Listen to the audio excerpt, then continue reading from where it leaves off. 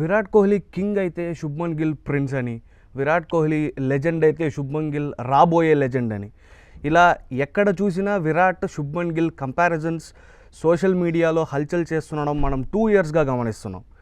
కానీ ఇప్పుడు ఎవరైతే హడావిడి చేశారో, ఎవరైతే గొడవ చేశారో, ఎవరైతే శుభ్మన్ గిల్లే నెక్స్ట్ విరాట్ కోహ్లీ అని సోషల్ మీడియా మొత్తం ప్రచారం చేశారో, ఇప్పుడు వాళ్ళే సైలెంట్ అయిపోయారు. ఎందుకంటే నెక్స్ట్ టెస్ట్ కెప్టెన్గా శుభ్మన్ గిల్ ఆల్మోస్ట్ కన్ఫర్మ్డ్ అని వార్తలు ఇప్పటికే వినిపిస్తున్నాయి. కానీ ఇక్కడ ఒక ట్విస్ట్ ఏంటంటే, ఎవరైతే శుభ్మన్ గిల్ని నెక్స్ట్ విరాట్ కోహ్లీ అని సపోర్ట్ చేశారో ఇప్పుడు వాళ్ళ పరిస్థితే కొంచెం అటు ఇటు కాకుండా ఉంది. ఎందుకంటే శుభ్మన్ గిల్ గంభీర్ని కలవడం, వాళ్ళిద్దరూ డిసైడ్ అయ్యి నెక్స్ట్ వీక్ రోహిత్ శర్మ, ఆ next week Virat Kohli retire అవ్వడం, ఇలా మొత్తం ఓవరాల్ ఇండియన్ డ్రెస్సింగ్ రూమ్ చూసుకుంటే అంత కంఫర్టబుల్ సీన్స్ ఉన్నట్టు కనిపించడం లేదు.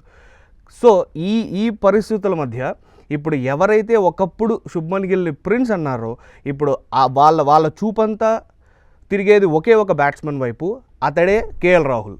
ఎందుకంటే శుభ్మన్ గిల్ కంటే ముందు ఫస్ట్ శుభ్మన్ గిల్ పేరు వచ్చినప్పుడు అందరూ ఎంతో ఎగ్జైట్ అయ్యారు. We all wanted Shubman Gill as a young captain అన్నట్టుగా చెప్పారు.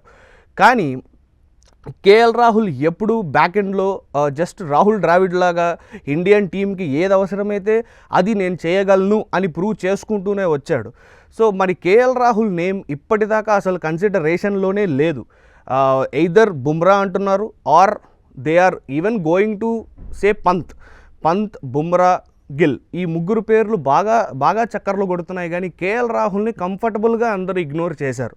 అలా ఇగ్నోర్ చేసిన ప్రతిసారి ఒక స్టేట్మెంట్ ఇవ్వడం కేఎల్ రాహుల్కి ఈ మధ్య బాగా అలవాటైంది. నిన్న ఐపీఎల్ మ్యాచ్లో కేఎల్ రాహుల్ 112 పరుగులు కొట్టాడు, and that two at a fantastic strike rate.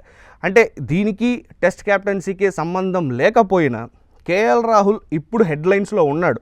Delhi Capitals match ఓడిపోయింది, ఎస్, కానీ కేఎల్ రాహుల్ చేసిన కాంట్రిబ్యూషన్ని మీరు ఎలా మర్చిపోతారు అని ఇప్పుడు క్రికెట్ ఎక్స్పర్ట్స్ మ్యాచ్ అయిన తర్వాత, even on a losing cause, Delhi చేసిన 199 పరుగుల్లో 112 కేఎల్ రాహుల్దే అయినా it still is a very good knock from KL Rahul.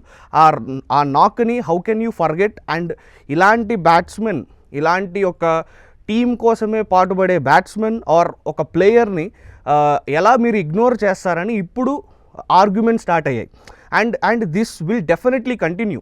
ఎందుకంటే KL Rahul over the past 1.5 year చూసుకుంటే he has been a terrific contributor to the Indian cricket team.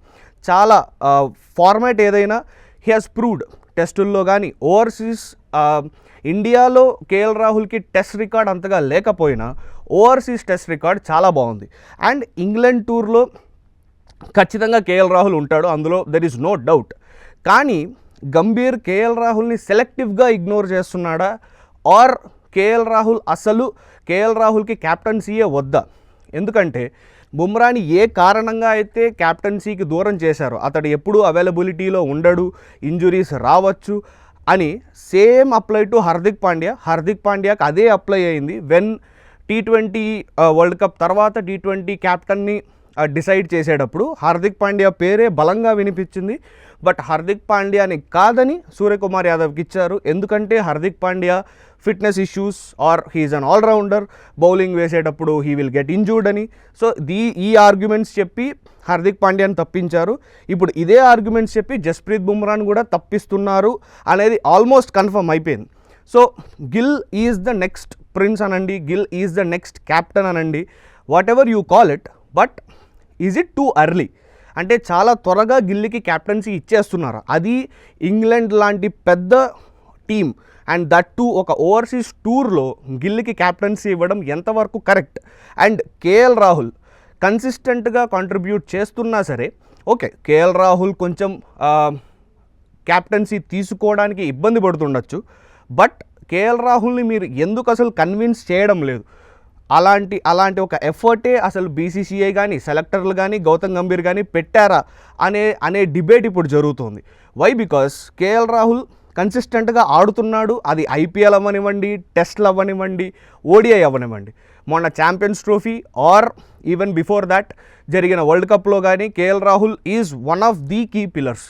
మరి ఇలాంటి ఒక team మ్యాన్ని, and KL Rahul he's not aggressive, కొంచెం గిల్ స్వభావాలు కనిపించిన, but when he has already proved himself as the captain.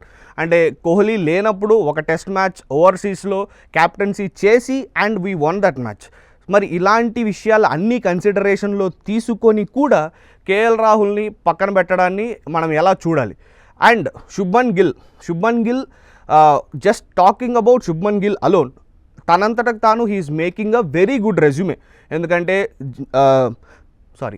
Gujarat టైటన్స్ని మళ్ళీ ఇంకొకసారి ప్లే ఆఫ్స్కి తీసుకెళ్ళాడు and he's playing beautifully. Just like KL Rahul ఎలా ఆడుతున్నాడో శుభ్మన్ గిల్ కూడా తన ఎఫర్ట్స్ పెట్టి he's proving that he can be the next captain. కానీ ఈసారి కానీ ఐపీఎల్ టైటిల్ గుజరాత్ టైటన్స్ గెలిస్తే under the captaincy of Shubman Gill, ఇంకా గిల్కి తిరుగుండదు.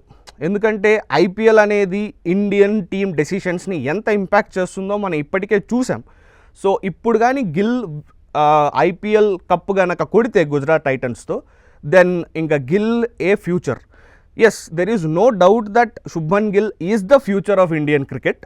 కానీ చాలా ఎర్లీగా ఇచ్చేస్తున్నామా? మేబీ ఒక 1 year 2 year గ్యాప్. ఖచ్చితంగా కేఎల్ రాహుల్ ఇంకో 2 years ఆడతాడు. He is not going to go away. Maybe ఆ 1-2 years కేఎల్ రాహుల్ లాంటి ఒక ఎక్స్పీరియన్స్డ్ క్యాంపైనర్ని పెట్టి శుభ్మన్ గిల్ని గ్రూమ్ చేయొచ్చు కదా. This is what the debate is right now. దీని గురించి మీరేమనుకుంటున్నారో కామెంట్స్లో చెప్పండి.